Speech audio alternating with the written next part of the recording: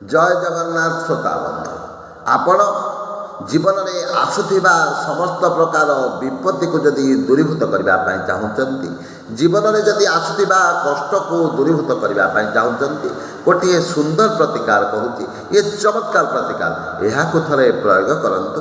ନିଶ୍ଚିତ ଭାବରେ ଆପଣଙ୍କ ଭାଗ୍ୟ ପରିବର୍ତ୍ତନ ହେବ। ଆପଣଙ୍କ ଜୀବନରୁ ନିଶ୍ଚିତ ଭାବରେ ଆସୁଥିବା ଦୁଃଖ, କଷ୍ଟ, କ୍ଲେଶ, ଯନ୍ତ୍ରଣା ସବୁ ନିଶ୍ଚିତ ଭାବରେ ଦୂରୀଭୂତ ହେବ। ତାହେଲେ କ'ଣ କରିବେ?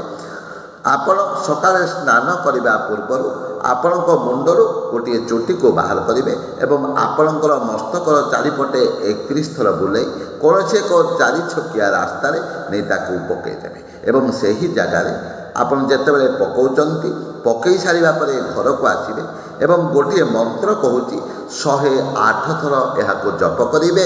ଏପରି ଭାବରେ 11 ଦିନ ଲଗାତାର କରନ୍ତୁ।